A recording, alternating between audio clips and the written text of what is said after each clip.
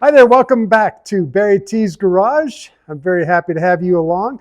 I've got Ed Smith here with me with some more answers. Hi, Ed. Good morning. Good morning. A little chilly this morning. A little chilly. We've got a few extra layers on today. Looks like today may be January. Yeah, we're late January. Late, somewhere along the line. A little chilly this week. Supposed to warm up in a couple weeks. Yeah, we'll be all right. And we can get out of our shell. That's right.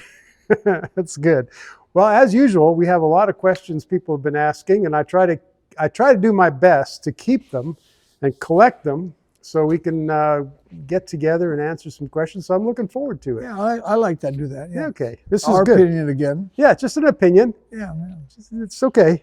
There may be other ways. Chime in. Put a comment. If you have a different way to do something, put a comment in there and tell us. Yeah. It's all good.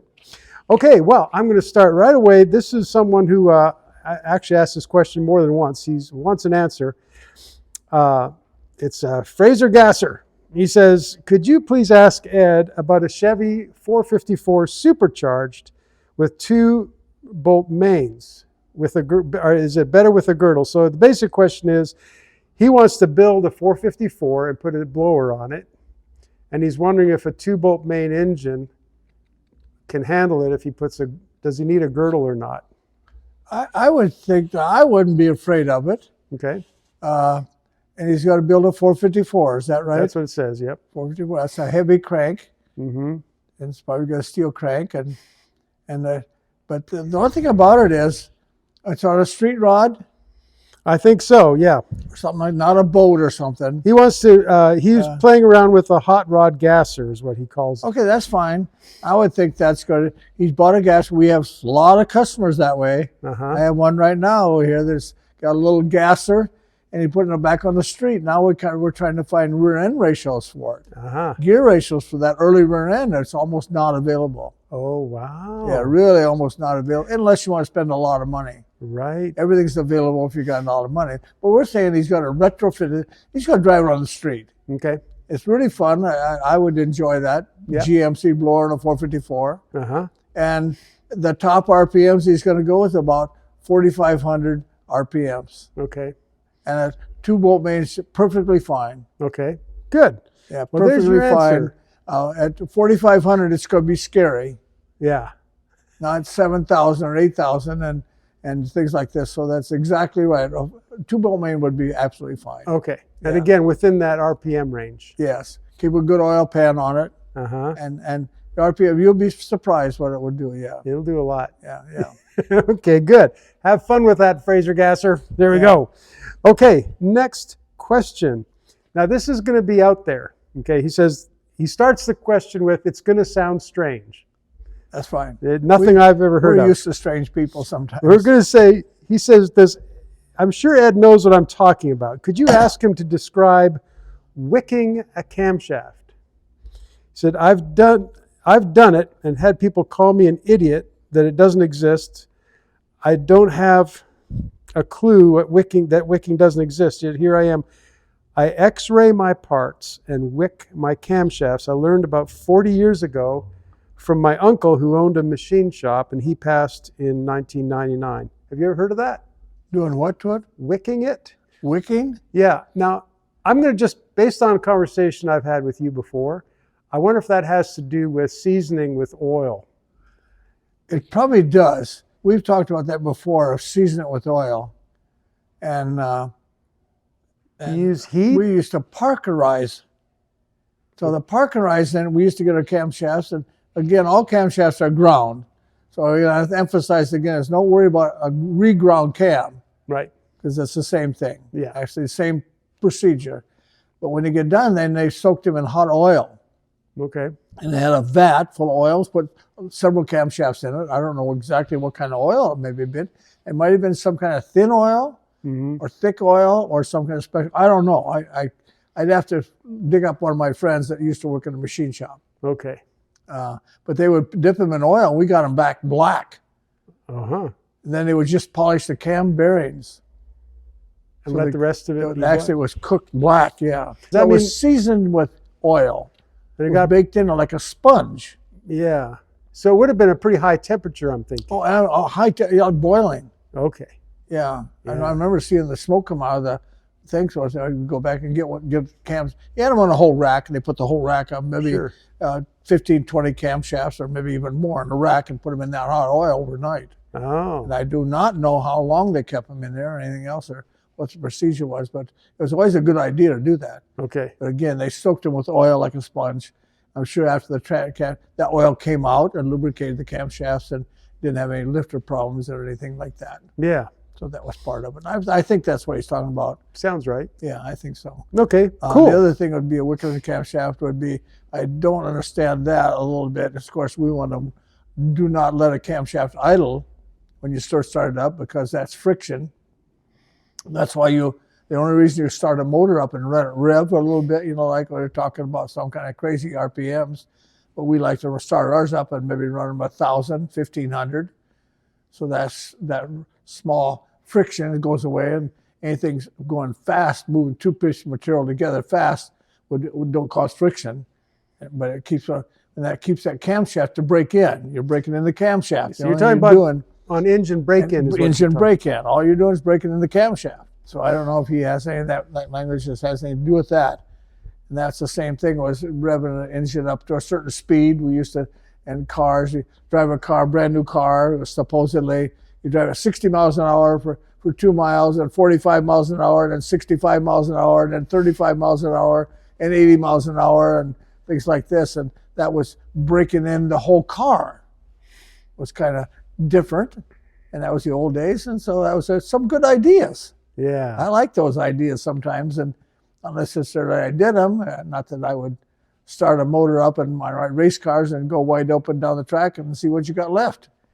And if it was a good motor, it'd stay together for a long time. Oh, it's like a torture test. If it passes, it's good. I would think so. That's good. I like it. I like that a lot.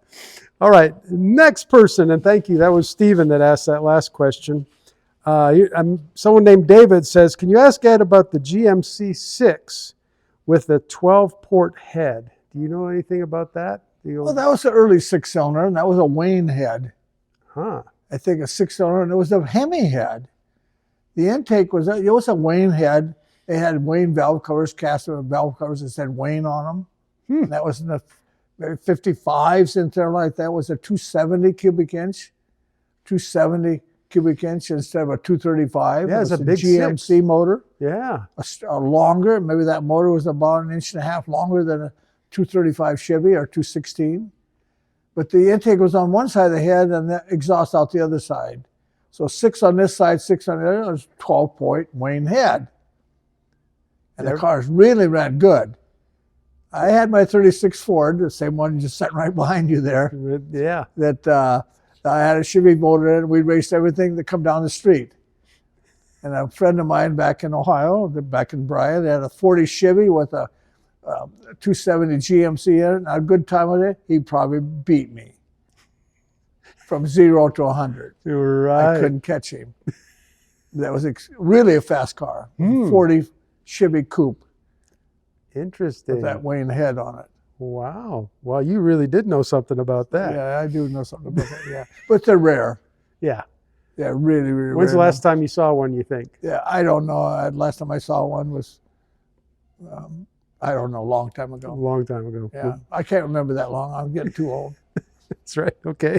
People don't know everything about your background, so this is kind of an interesting thing. Has Ed ever purchased a new car? I've had lots of new cars.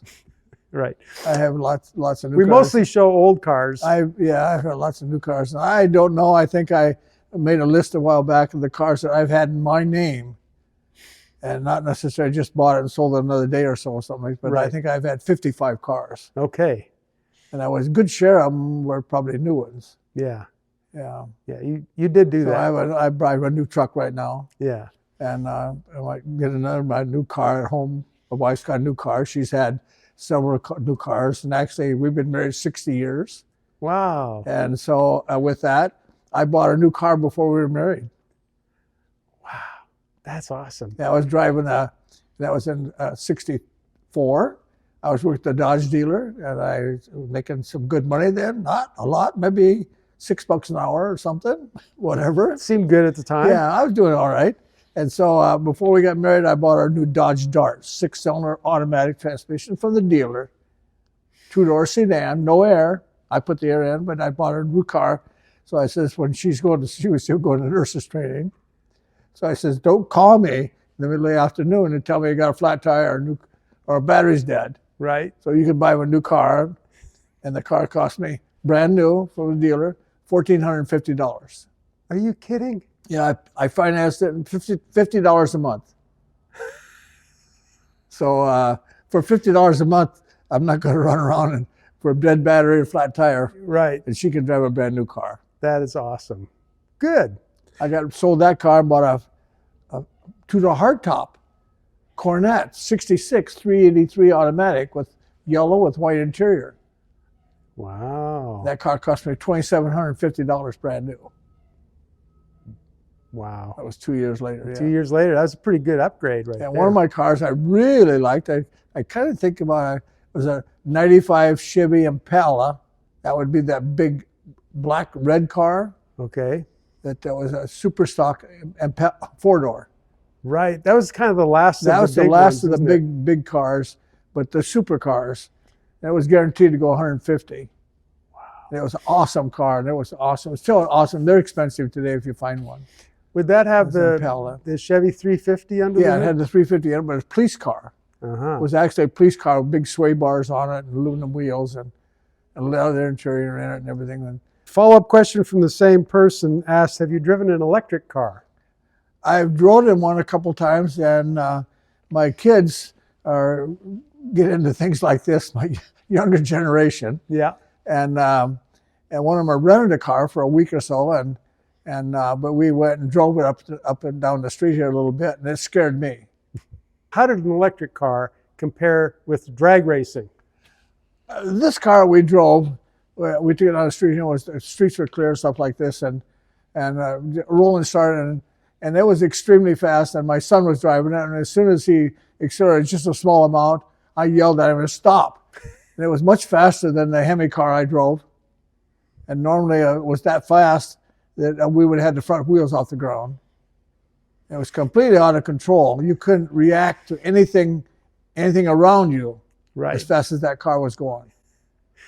They are fast. Yeah, it's completely fast. And I can't imagine that they let somebody manufacture a car that fast and legally be on the street and driving it. Can you imagine a car that fast and handing it to a new driver to drive? That would be suicide. That's terrible. Yeah, that would be. Yeah, you go up for murder for that. But it is extremely silent. Yeah. So I have had drove. Yeah. I'm not interested in owning one. Yeah. Not at all. But you've had the experience. Yeah, yeah. Okay, that's good. Now we're jumping back to Cadillac engines. People are interested in that. This person, I don't think we covered this. Have you ever had issues with Cadillac engines having problems overheating? Yes. We've already covered that. Oh, we did cover that? Okay. Yeah, I think so. Right. My first one I put in the car, and my friends had them. One of them had a 500-inch Cadillac and a 55 Chevy. Yep. Okay. 2-door sedan. And he had a 55 Chevy and an early Dodge truck, like a 55 Dodge truck and stuff like this. And the Cadillac's the same way. And we've had some different things and told other people about that. It's a thermostat. Oh. And it has a special thermostat in the Cadillacs. And so underneath the thermostat is about a 3/4-inch hole, that all the water goes around and around through the motor and never goes in the radiator. Really? Yes. So I've had some, even one time in one of the magazines, I think somebody had, a Hot Rod magazine or somebody knows questions and answers in the back of it. Yeah. The guy said he spent a lot of money on this motor, even put another radiator in it or something, different cooling things, and it's kind of like always overheated and stuff. And he spent a bunch of money, and he was in a nice truck, but he said he couldn't fix it. I think I've done some research and called him up on the thing. He was back east someplace. Yeah. Called him and, hey, just take the thermostat out and plug a hole, drive a freeze plug in that hole. It's about a 3/4-inch hole. And that water will go around through the radiator, and the engine will boil, and the radiator is cold. Whoa. Yes. It could be raining outside, and the engine would peg the temperature gauge. But the thermostat has a washer underneath it. As the thermostat opens, that washer goes down and closes that hole. Oh. On Cadillacs. So if the thermostat does open, then it works. Okay. If you have the right thermostat. Ah. You have to buy that special thermostat with the washer. It's a longer thermostat. It's got a washer, about 1.25 inch washer that swings down on a little lever and closes that thing, and it will work fine. And all that is the water. The water goes round around the radiator and the heater core and heats the heater up early in the morning. Oh, so that's why they That's did all it. there. Now, so It's you called didn't a bypass. Yes. Okay, but you didn't have that trouble with when you put that 500 in your pickup truck. I plugged the hole. Yeah, and it would run uphill, downhill, and as fast as I wanted to, a quarter temperature. Whatever I put thermostat in. That's the total thing. So that's the deal. Yeah. The same way now, we do some 351 Fords, M motors, have a hole like that in them. And every time we rebuild them, before we send them out, we drive a freeze plug in that hole. We don't necessarily tell the customer. Yeah, because, that was kind of a gimmick to try to get the heat inside faster or something. Yeah, you got the heater to home up faster than a limousine. Yeah, right. Yeah. Huh. The same way we're touching that 2 seconds, well, 302 Ford.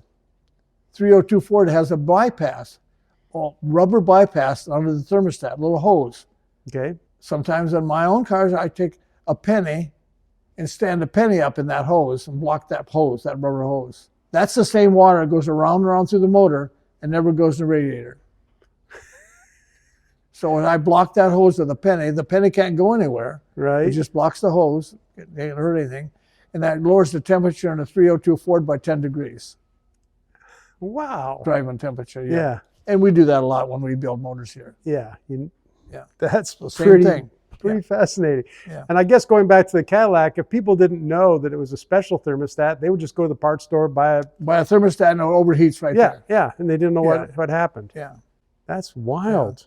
Yeah. And a lot of them did that, yeah. All right, so now this is an interesting question, and you surprised me a lot, so we'll just see what you know about this. Please ask Ed what he knows about the International Harvester 345 in a semi-performance application, like an off-road trail buggy kind of a thing. I'm curious because most of the performance parts I've ever been able to find were maybe some headers and a few camshafts.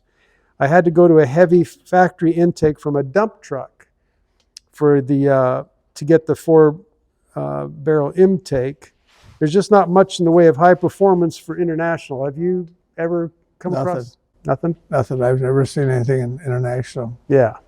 Yeah. That's a tough get right there. Yeah, that's enough things. The Scout. Yeah. International Scout, yeah. I had one of those for short while. It was a good truck. Mm-hmm. It was heavy. Yeah. Twice as heavy as a Bronco. The weight of them. The springs were twice as much. Yeah. And I think this one here had a V8 in it, 2-barrel. Mm-hmm. And we used it in Colorado, 4-wheel driving for one summer. Uh-huh.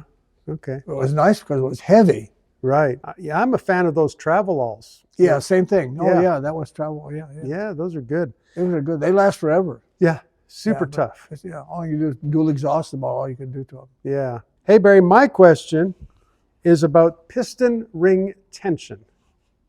You know something about that, I know. Let's say you're building an engine for a stock class and you have to use all stock engine components. How would you decrease the amount of tension from stock rings for less drag? I used to hear about old go-kart racers back in the day. They used to do something to the piston rings, and then they would install the piston rings and rod in the cylinder, and they would pull from the big end of the rod using a fish scale to measure the ring drag. I could never understand how you could modify stock rings for less drag.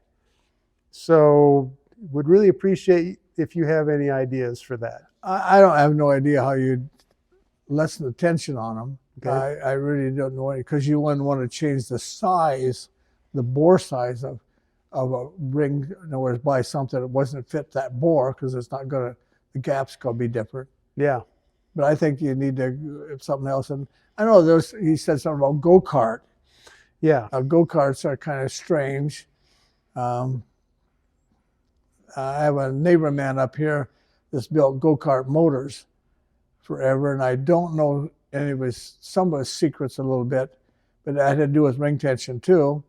And but he built go-kart motors from people back east, and they would buy 2 brand new Continental motors, spec motors, and they'd send them to him, and he would tear the motors apart and put them back together again. It's all rules. There's so many rules on that thing. Put them back together again, and when he got done with them, they would probably put out a few more horsepower than anybody else's. So I know he built those go-kart motors for years and years and years and was famous for it. He lives up the road about a mile here, and he's getting so pretty old now. But anyways, Yeah. I think some of his stuff was line bore in the case and different things. When the motor got hot, then it ran smoother. So that was a bunch of his secrets. So it doesn't, I don't know whatever else. And I think he might have did some fishy stuff with the camshafted rotation, the advancing with the camshaft lined up with the crankshaft. Like we advance camshafts in our race cars all the time. Yeah. Advance them so a little bit more advanced gives you more low end. You retard the camshaft, we know that gives you top end. Right, right. But ring tension, let's go back to that. I would still go back to probably Total Seal rings. Yeah. They make all kinds, and some of our rings now are some of those, again, spec motors and things that's something else, where we've cut holes on top of the pistons and loose light rings. Yeah. And put holes in the thing, and with the compression up to the one and behind the ring. They've got a bunch of secrets on that now. Yeah. Where they put grooves at the bottom of the ring, and the air goes past the back of the ring, pushes the ring out. Yeah, where the compression stroke actually does increases the ring tension. Yeah. Yeah. And then it's decreased the rest of the time. Yeah. And the same way we sometimes our engines, we would make the bore on some of our V8 motors bigger at the bottom. Oh. And at the top, and keep your 4-inch 30 over bore at the top, or exactly what you want to do. But then at the bottom of the stroke, the ring don't do anything but just turn around and go back up. The piston does nothing at the bottom half of the stroke. Yeah, nothing really going on. Nothing going on at all. So you can make the bottom of that piston, the cylinder wall, bigger. So just to make it slide that much easier, a couple thousandths or something. Yeah. The ring will flex back and forth in that thousandths, but not very much. But it loosens up the clearance on the piston ring, or the piston itself in the cylinder wall. So make the bore just a little bit bigger at the bottom. So just a slight taper. Yeah, a little bit of advantage there, yeah. Interesting. That's good. So, that's good, Ed. I like it. Okay. That's a classic Ed answer right there. Okay. Okay. All right. The next question. I have a 63 Pontiac Grand Prix, and I've been trying to restore it over the years, and I was having my transmission guy helping me to rebuild the Roto Hydromatic 10. I've never heard of that. You heard of that? Yeah, sure. Of course. We disassembled it and ordered replacement parts, and now he won't put it back together. He's afraid he would do something wrong and burn it up. I need to have it back together, but every transmission shop says they want it all back together before they're going to look at it. Sorry. Yeah. It's a transmission. I got to ask a little bit. It's just a transmission. Okay. And most of the time, transmission, the places and the things in it only go in one place. Okay. It's not like you can mix and match. Mismatch a bunch of things. You put that's supposed to be in the rear of the transmission, and the guy put it up in front or something. Right. And the ball bearings and stuff, and the balls and whatever makes it work, the valves only go in one hole. And you can't put a long valve in a short hole, and one big valve in a small hole and things like this. So it's just common sense. Okay. And I don't know any transmission man or anybody with kind of transmission knowledge in a few minutes would have it all back together again.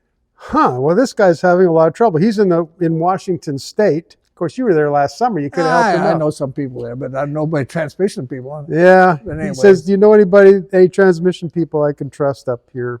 Wayne, you need to keep looking for some good old hot rod guys that know how to do this stuff. It's got to be some of you up there. They build transmissions there too. Yeah. Be nice to somebody. Yeah. Yeah, okay. Anybody watching that does transmissions up in Washington should... Yeah, you might say, call in. Or let us know. Somebody, yeah.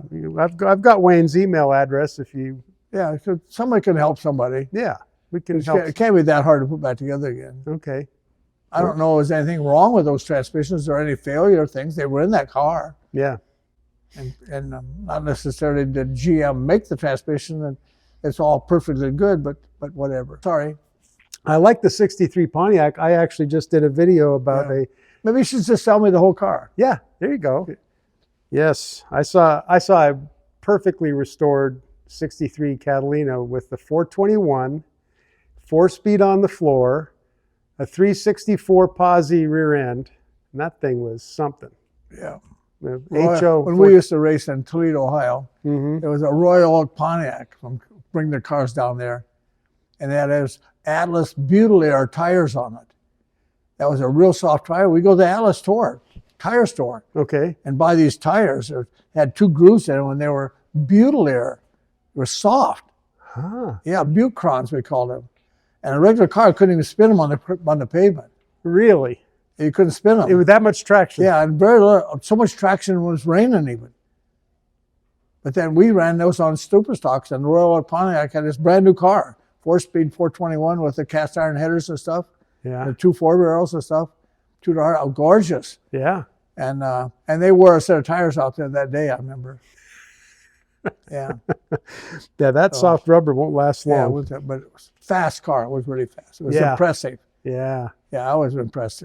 Okay, well, hopefully Wayne will get that worked out. Next question. This must be from Canada, because he says, I have a 46 Fargo, and I know Fargo is a Canadian. It's the Plymouth truck sold in Canada. It's a model FL1-16 with a flathead 6, and the block length is 25 inches. The paperwork I have from my uncle before he passed, and he gave the truck to my dad, states that it has 80 horsepower and a 251 cubic inches. Okay, that's the background. I'm looking to do some upgrades to this engine. I'm looking to split the exhaust manifold for dual exhaust. I'd love to add either a dual carb setup or 3 carburetors like it has on the Spitfire engines. Do you know if there's a good source for these parts? Have you heard of any way to do anything with those? I don't think they made a special motor for Canada. No, I don't think so. No, it's just a standard motor. And sometimes I don't know if you'd have to check and see if that's a Continental motor. Oh. See, Continental made motors that looked like a Dodge motor. A little bit different. So I'd have to look without stopping what we're doing right now and checking and see if that cubic inch is actually a Continental motor. Okay. Because the Continental motor was a universal motor. They put them in combines and industrial equipments and cars and trucks and whatever they could put them in. Sure. Yeah, some overseas cars had Continental motors in them. Yeah. But still, I think that thing, I'll go back, touch it again, I think it has a water tube in it behind the water pump. You need to watch my video if you want to change that water pump, that water tube. Yes. The tube's brass or soft tin tube behind the water pump. It has to be changed. Very important. They're very important, yeah. Okay. So you might check us on so there's a clue on that. Someone that likes drag racing says, we're going to have to figure out how to work this out, Ed. Someone else wants to purchase your alternator bracket that pushes the alternator forward on the flathead Fords. In the first episode of Ask Ed, I think we talked about that. You said, yeah, I've got a few extra brackets. You got to be careful what you say, Ed. I know. That was on a flathead. Yeah, I think that's that 1-inch bracket. Yeah, I think it pushed the alternator just to make room for the dual. For carburetors. Carburetors. Yeah. And it's fairly, I mean, any machine shop should be able to make that if you took your intake there. Yeah. Or the bracket, and it's just mating it back and forth with the 2 grooves. Yeah. And it does have a 9/16 bolt in the center. Okay. And not a 1/2 inch. Sometimes they get that, but it's slide in it and just make a 1-inch bracket. Okay. About 3 inches long. It just slides in there. There's nothing trick about it or anything else about it. All right. So maybe we'll just suggest people just work it out. Yeah, just work it out. Just take it to a machine shop and somebody that has a mill or lathe or something. Yeah. And a piece of 1-inch. It needs to be about 1 1/4 inch aluminum or something. Mm-hmm.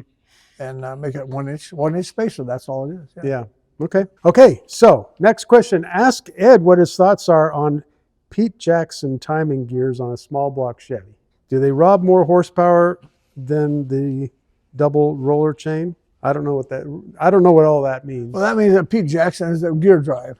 Okay. And it has 2 little idler gears in there. And it's and so it makes the the camshaft with the idler gears that makes it run right instead of a timing chain. Okay. They were a little noisier, Mm-hmm. and but it ran freer. The chain is always something, and the chain stretches. Okay. And even there's two chains. There's a true roller chain and a regular chain. Okay. And the good chains are called a little expensive on a roller chain because the little pipe tubes in the chain, like in a bicycle chain, the pipe itself is a chromoly solid piece of pipe. Oh. And the cheaper chain is actually a bent piece of tubing. Oh, and it's There's hollow. a crack in it. Yeah. So that crack flexes. The whole chain will flex. Oh, right. And the other one is a chromoly piece of pipe in there, that little round pipe, and each chain link is a solid piece. And you can pick up a chain and look at it real quick and inspect it if there's crack thing or a solid piece of pipe. Right. That's the difference between those two chains. One is a cheap chain, maybe a $25, $30 one, and one's maybe almost a $100 chain. Okay, so a good chain is one thing. Yeah, good thing is what about the timing gears? Yes, and the good chain never stretches. Oh. It will never stretch. It'll break. Okay. Yeah, before it stretches, yeah. So that keeps your timing correct if that's what you want to do. And I think the gear drive was more or less to keep the chain, or keep the timing correct. So the chain didn't stretch. Okay, so in other words... But it took a little less horsepower to run the gears. Okay. I really did, yeah. Okay, next question is, do you know, why did Chevy go from a small journal to a large in the 60s, small block? Just make the heavier cranks bigger and more material in them. Okay. The little 283 crank was pretty weak in the webs between the main bearing and the rod bearing. Mm-hmm. That difference in the crankshaft, the webbing, is really thin. 350, the mains were bigger, and they went out further towards it, and you could get a little longer stroke with that thing too. Okay. So the 350 crank is a lot stronger crankstaff with the bigger bearings than a 283 with the 2-inch bearings. Okay. Yeah. So there's And for we'll good go back reason. to talk about that's, but Ford too. Ford cranks are so thin in the webbing on a 289 302 Ford. Okay. Yeah, the crank is really That's all they did. Make it stronger. So they made the reason, if he's asking why, they made it to last longer. Make it last longer, stronger, a lot stronger. Yeah. Yeah, you could put a lot more horsepower on that than you could put a 283 crank. This reminds me, it's not written down here, but someone had just recently written in that they thought the 305 crank was a lot weaker than the 350 crank. Do you have an opinion about that? It's the same crank. They're the same thing. Yeah, same part number. Well, 442. Okay. It's not only are they the same part number, he knows the part number. Yeah. So. Okay, so this is an honor of your working hands. They say, what does Ed use to degrease his hands? Do you have special soap? I have some liquid soap at home. Yeah. I can wash them all I want to here, whatever it is. And I like some Zest soap and green soap. And of course, we have soap in the machine for all at the shop. Yeah. Everybody has those soap machines everywhere else. And maybe some green soap in there and orange. Oh, yeah. We used to have orange soap for a while. Mechanic soap is orange. Yeah. Orange, there's a name for it. Okay. Yeah. And sometimes I have a little can of, or get the hard stuff off or something. And sometimes I would wash my hands in solvent. And I don't wear gloves. I never wore gloves in my whole life. So I wear solvent, and go back and wash them with something, and so a little Bynamite or mix it with a cake of Zest soap. Okay. Yeah, but I get home, the wife's got a little can on the sink there, liquid soap. Okay. I do a good job of that, and it cleans it up pretty good. Okay. So you get mostly clean when you get ready to go home, and then you finish at home. Oh yeah, you got to finish it. You can't go home dirty. Right. That's how you stayed married for 60 years. It's got to be nice to her. That's right. That's right. Okay. I think this is Dan asking, talk about how many times a second a connecting rod changes direction. I guess it 2,000 RPMs, revolutions per minute. Okay. Need a calculator to figure it out. You can do some dividing. 2,000 times RPMs. Yeah. I guess it changes twice. Yeah. I don't know if it ever stops. So how do you know if it stopped and changed direction? It rotates the whole time. It's always in motion, so it never stops.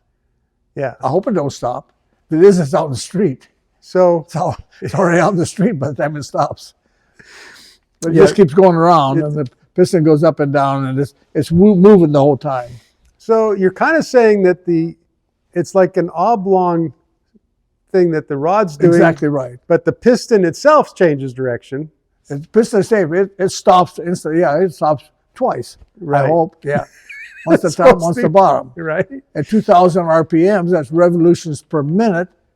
So it'd have to be twice that, if you want to count that. Right. That's a fun little conversation. Yeah, well, kind of fun, yeah. Well, someone else wants a reminder. Maybe this is a suggestion to do a little short video. People want to be reminded where you cut that groove in the distributor. Describe it, and you've described it a few times, cutting that little, but they don't always picture what you're talking about, so maybe we'll have to do that video again sometime. Yeah. Hi, I love hearing about all the tricks. This is someone named Bradley. Do you all remember fuel atomizer cone screens that were under the carbs? Yeah, it was kind of funny. They were a little, J.C. Whitney had them back in the 50s, and that's a company on Wiskowski. And actually, as far as I know, I met that guy a couple times that owned the thing, owned Wiskowski or J.C. Whitney. And they were a warehouse in Chicago in the 50s. I had one of the catalogs, I think, over here. And another one was Elmquist. Was a little thin catalog for hot rod equipment and stuff, and that was in the 50s. Okay. And but anyways, they had this J.C. Whitney and Wiskowski were in Chicago, and I understood they were about a block square, and J.C. Whitney was on one side of the street, and then the Wiskowski was on the other, and they pulled out the same people, same warehouse, but two different catalogs. But anyways, they had this little thing you put underneath the carburetor, and had impellers, little impellers that were like airplane propellers. Okay. And would spin around there and then atomize the fuel. They were made in a gasket. Maybe a thing about a 1/4 inch thick. Well, maybe it might have been aluminum. I never bought a little aluminum thing with these two impellers in there. Okay. Or else a door screen. And they went there. It was kind of funny. They put this under the carburetor, and it says, well, in the last part of the instructions, the 10 instructions how to put it in there. And then the last thing was advance the timing 2 to 4 degrees. So that was kind of funny. That's the last thing you do is bump the timing up a little bit, 2 to 4 degrees. And it might help something, yeah. So do you think people were happy with it because they actually changed their timing and that's why they liked them? I'm sure. I think the thing it's just something else to come apart. And the engine would eat the propeller. Now, I don't know what it did. Eat the whole thing, I would think, after a certain time. I would think it's a little bit of a restriction. Somewhat, but we still think about atomizing our engines, our fuel, and we're still having, that was one of the big questions we still have. And that's another conversation. Okay. Even I seen one time, says somebody was in I think was the guy that guy in Florida that knows everything. Smokey something, I don't know what he was. Yeah. But anyways, and it was showing one picture or something, and beside it was, in the background was a cylinder head there that he had taken a sharp punch, a prick punch like an awl, and punched the whole cylinder head. The whole surface of that chamber was all punched with all those little jagged things, whether he'd punched that with it. And it was the background. He wasn't talking about that, but I'm looking at that thing, and that would circulate the air instead of being polished and ported like a normal people would do. So air would slide through there. But he was more worried about mixing up the air and getting a sturdy mixture.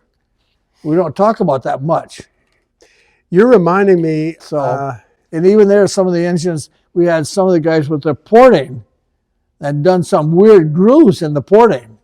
Instead of being perfectly smooth like we see nowadays, just polished. It was gorgeous, chrome intake. And this guy here had put grooves in it and actually put some waffles in there down the intake port to keep that air circulating instead of mods growing together and become rain and drops.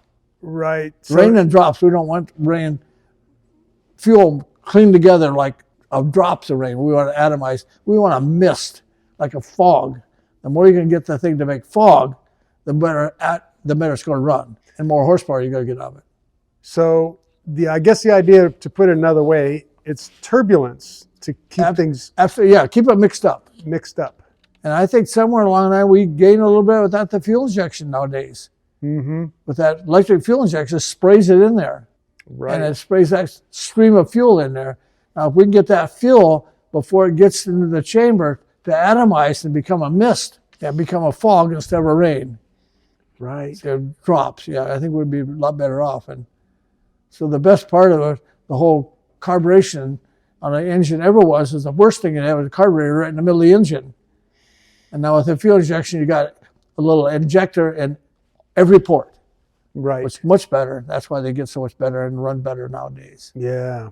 Yeah, we were tough when we were younger. Had nothing to work with. Yeah, that's right. Yeah, to just these guys are so smart nowadays with fuel injection and stuff in a brand new car. Yeah. Yeah. You have to pay for it though. Yes. All right. Well, we've had a few questions about the W engine. That's, I think, the 348 409. Yeah, the W, yeah. Did they ever have a W style 427 in NASCAR? Do you know? Yeah, they did. Sure. Yeah, they. Okay. Yeah, mystery engine. I think ran NASCAR for a short while. Okay. Yeah. And that was, and we mentioned the that mystery. was a mystery engine. Now, I'm not sure if they ran 348 in NASCAR. They probably would have ran the stock division somewhere. Of course, they would. Yeah. Yeah, I think they would have ran at the stock position. Then they ended up actually made that mystery motor. It was half big block Chevy, half 427 or 396 motor and 348 when they crossed those two together. Yeah. And made that mystery engine. That put out a lot of extremely a lot of horsepower for the time. Mm-hmm. And I think they ran that in NASCAR. Okay. Yeah. That was Alan that asked Yarborough or one of those guys that would run that car. Yeah. Very good. Okay, so this is a response. You remember that old Pontiac straight 8, and you showed the rings that had that wear up and bottom in wore out T-rings? Yeah, like a T-shaped profile in those rings. This person was suggesting that comes from ingesting unfiltered air, and all the particles, dirt and dust in the air coming in the engine would do that. Do you have any thoughts on that? It would have something to do with it for sure, yeah. Mm-hmm. But just normal wear. Yeah. And nothing to do with it. If it was spotless clean, it's still going to do that. Yeah. It's going to wear that ring out because it reverses tension. I mean, it reverses rotation. Right. The ring goes up, stops, goes down, the ring stops, and something's got to stop it. Yeah, the ring's just getting banged all the time. It's in the groove. Bang, bang, bang, bang all the time. Pretty soon it's going to wear the ring out. Yeah. That's right. Well, it's got dirt. Something's going to go. I'm sure you got a little dirt in there. It's going to wear out even faster. Within 5,000 miles. Yeah. Yeah. It's kind of funny. You're talking about wearing out a ring and a little dirt. I used to have a Volkswagen sandbuggy. We had a couple of them. We shortened the Volkswagen. I was doing Volkswagen motors then and lightening the flywheels and all kinds of weird stuff. And we took them up in the desert here and chased one another through the desert and dust and stuff like this. And we sealed up the air cleaners and everything with silicone and the big air cleaners and tubes and everything we could possibly do. Every 2 weeks we had to put rings in the motor. In the dust. The dust would still get in there. Yeah, up in Arizona here. Yeah. 2 rings, 2 weekends, and it'd be puffing with all the cylinders and take it out, put rings in it every 2. But the rings it wasn't wore out. The rings were gone. Oh, the rings were gone. Oh, they just wore out. You know, they didn't no tension on them anymore. That's what dirt did. Yeah. Wow. We just took the cylinder heads off, put rings on them, put it back together again. But every 2 weeks. And we sealed almost as much as we possibly could. I'm thinking if you're doing something like that to an engine every 2 weeks, you must get pretty fast at it after a while. We were good. Yeah, of course. How many main bearings do you want in an engine? Well, you want the more the merrier. Okay. You want 5 main bearings in it and a V8 just to stabilize it, because other than that, the crankshaft is going to be whipping up in the center. Okay. That stabilizes the crankshaft. Yeah. Absolutely, yeah. So you're not worried about... The main bearings, the better, because it's going to run smoother and yeah. What about friction and weight? Friction is weights that's got very little to do with it. You got a big old flywheel on it anyways. Right. Or else a light flywheel or aluminum flywheel or things like this, but the stability of it. Okay. Yeah, would be the more main bearings, the better. Of course it is. Keep it straight and it stops that from vibrating and flexing. Excellent. Of course, we've talked a little bit about how all the divisions in General Motors had all their own engines back in the day. They didn't all share one engine style. 61, 62, 63, GM was developing their small block for the future. That engine dethroned the Offie. Ask Ed about that. Offenheiser? Well, of course, and that was two different classes. Oh. Two different things, whatever they were doing. The Offenheiser was probably the most ultimate motor. And those days, of course, it won all the Indianapolis races, long-term races like that. Mm-hmm. But at the same time, when Chevrolet came out, he was talking about Chevrolet V8. The first time I ever seen a Chevrolet V8, it was in a sprint car, and I think that was in 55. I don't know where they got the parts for in 55 or 56. It was in 56 because we went down to Terre Haute, Indiana, I think it was, to the pavement track. First time we had sprint cars, and we drove a 56 Ford convertible down there and got sunburned a little bit. But anyways, and that was the guy had a Chevy V8 out there, and there was in the sprint cars there was Buick motors and Pontiacs, and I think some maybe Offenhauser motors there, and whatever else they were racing then in a full-size sprint car. And this guy brought this Chevy V8 out there, and he had quite a time getting it started, so he had to start out in last place, and I think he put some spray paint on a number on it so he could race it and stuff, and he finally got the thing to run somewhat. And I think every lap, he passed two cars every lap. And he got done on this lap. He was out ahead about a half a lap ahead of everybody else. Wow. And we were so impressed with what this motor this guy's got in, and it had to be almost a stock Chevrolet motor in it. It was in 56. I don't know how much speed equipment you could buy for it. And yeah, it had some kind of carburation on it, whether he had maybe homemade fuel injection. I don't know. We didn't go down and look at it then. But that was the end of all the other cars racing against the Chevy V8. Huh. The Chevy V8 sales is always confined to a small cylinder head. That was their whole problem. They couldn't get enough airflow in the cylinder head to do anything else. And we go back right now as far as I know, I was been told that the best cylinder head that General Motors ever made was a Buick nail head. Mm-hmm. With that cathedral port type thing, a long skinny port. And that flowed more air than any other Chevrolet head that they ever made. And you just turn it around and all the LS motors now. They've got that same head design on them. Yeah, now if I remember you telling me before, part of that is not just the amount of air, but the velocity of the speed. Air. Yeah. Airspeed, yeah. Yeah. And maybe through a narrow, tall, some of these ports are like almost 3 inches tall and maybe real narrow. Uh-huh. And that speed in that chamber of some kind. I'm not an engineer about air research engineering or anything.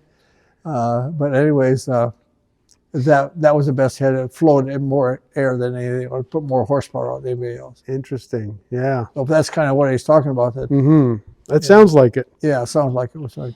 All right, I'm going to make this our last question of this video, okay? We're going to go back to the flatheads. Okay. I want to run a T5 in my 49 coupe with the 8BA. I've got a Merc bell housing already, and I was looking on Speedway's site to get an adapter, and they're saying if I want to use my original clutch pedal and release bearing, I have to use the Ford pressure plate. I preferred to use an S10 or Astro pressure plate, but they say to do that, I need to use a hydraulic release bearing. So my question is that correct, or is there a Ford release bearing I can use with a Chevy pressure plate? Pretty technical. Any throw-up bearing that touches it, you have to do your own research here a little bit. I don't know if he said he has a Speedway adapter between the T5 and the flathead. He says he was looking on their site to get an adapter, so I guess he hadn't made a decision. Let's just drop that. We'll just so on a T5 adapter from Speedway, that's a little short adapter, about 4 inches, and puts that T10 or whatever Chevy transmission to a flathead Ford. Mm-hmm. I think it probably fits them all. But whenever I use that adapter, it should have an inspection hole on top of the transmission. Just like the Ford flathead transmission has, 2 little screws there, and a little tin flap there. Okay. And you can take that slide out and actually look in the throw-up bearing to see what's going on. Okay. It does have a spring in there that holds the throw-up bearing up against the forks. Without that, who knows what's going to happen. So Speedway's adapter does not have that provision. Okay. So I take a hole saw and drill about a 2.5-inch hole in the top of the Speedways, right through their names, through Speedway's name. I think I remember seeing that last week when I was here. Yes. Then you can look in there, and I drilled a teeny hole in there between the hole I put in there and something to put a carburetor spring. And you bend the carburetor, cut a carburetor spring off, little chromes, and shorten it or whatever you want to do, and hook it on that throw-up bearing and keep that throw-up bearing up against the forks. Okay. Yeah, it keeps that. You need that little spring. Without it, and then I took a little piece of tin with a hammer and put a couple of screws in it. You take that thing off and look in there and see where your throw-up bearing's lined up. Make sure your transmission is lined. The spline's going in it. Actually, sometime later on, you might drop a little drop of oil on the throw-up bearing or something on the sleeve. Okay. To see what's going on there. Right. Very good. With that, that's exactly. I would not use that Speedway adapter without cutting that hole in there. Right. It'd be foolishness, because if something happened in there, you're not sure about what's going on here, you have to take the whole transmission out. Wow. That's really out of the car once you got it in there. So that's unnecessary. So that's a great answer. Yeah. Ed, thank you. I would always do that. And some of the other Speedway, I had a transmission adapter came from back east someplace in Oklahoma for a Ford transmission, and they had the plate in it. They had the inspection hole in their adapter. Okay, so some places may have it. Yeah, it might have it, yeah. Okay, great. I hope that helps you out with adapters. Thank you, Ed. That was a great time to answer questions. Okay. We'll do it again. Thank you guys for coming. Thank you for your comments. Hope we help. Yeah, I think so. It's either interesting or helpful or both, actually. Yeah. So that's great. So we'll see you again next time on Ask Ed. Here we go. Bye-bye. Okay, thanks.